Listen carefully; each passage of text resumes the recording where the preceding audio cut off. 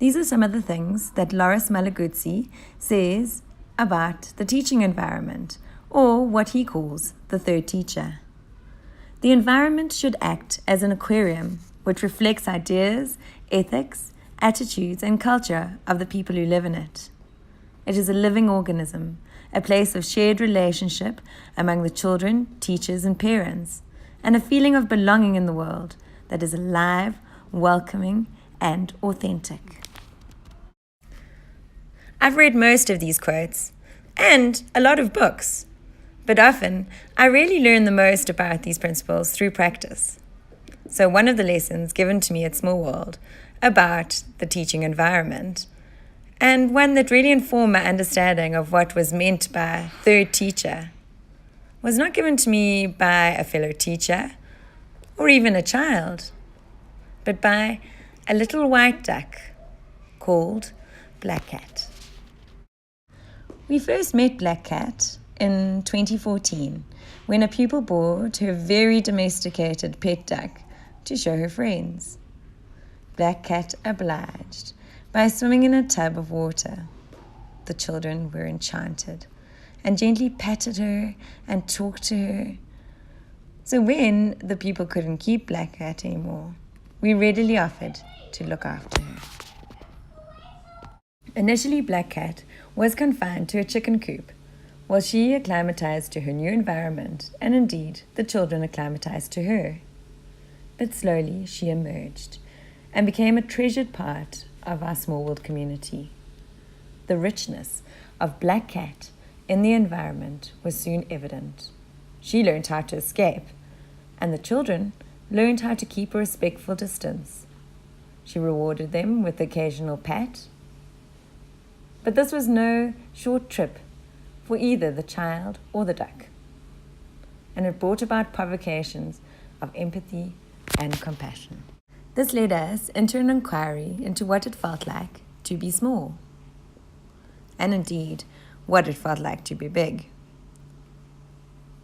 We started reading Jack and the Beanstalk, where the children oddly seemed to sympathize with the giant. Realizing vulnerabilities to both parties, a symbiotic relationship ensued. And the children became very protective of Black Cat and wanted to look after her. But it was very clear that Black Cat was her own duck. Black Cat presented many learning opportunities in our space, but one really worth mentioning is the case of Black Cat's eggs. She laid some beautiful blue eggs, and the children totally believed that ducklings were on the way. This generated thousands of questions and ideas to research, one of them being, how did the duckling get into the egg? Tucker said, a machine with a mixture of duckling in it. Raoul says that some eggs are boys and some are girls, and that the daddy gives the eggs to Black Cat. Tammy does a very sweet portrait of a pregnant Black Cat, but agrees a mummy and a daddy need to make an egg. Tallulah creates a story about an egg that rolls away from Black Cat and gets rescued by a turtle and put onto a tree. It then hatches and makes its way back to Black Cat. George says the duckling picks its way into the egg and then grows bigger and bigger until it hatches. And then it grows bigger and bigger in the world. Amazing. Suddenly the children have a sense of a life cycle and patterns in nature. Egg, duck, egg, duck. This led us into another profound inquiry into pattern and eventually life and death. But no time for that now. Much debate about whether there was actually a chick in the egg, since Black Cat had no mate. We used some beautiful blue colored eggs in baking one Friday. And voila, no chicks, debate solved. What I loved about this is that in a Reggio-inspired school, without being taught a schema of how to draw a duck, children develop their own ideas of Black Cat. I mean, look at these portraits. all with their own essence of black cat. Casual black cat, plopping out an egg.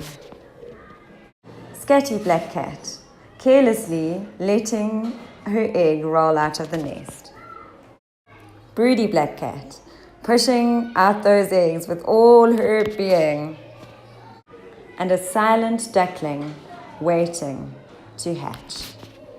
Last year, Black Cat disappeared. We presumed that she must have been stolen on one of her short walks onto the pavement outside Small World, as there were no feathers, so no evidence of a genet or being hit by a car. What had happened to our plucky little duck? On our school walk this Monday, I was thinking about this vlog, and I gazed upon a local dam for inspiration and was met by a surprising sight that showed that the children were not the only ones who learned from the third teacher. Learning how to stand on her own 2 feet and find her own version of happiness and freedom, I spotted amongst the 100 geese one little white duck who answered to the name of Black Cat.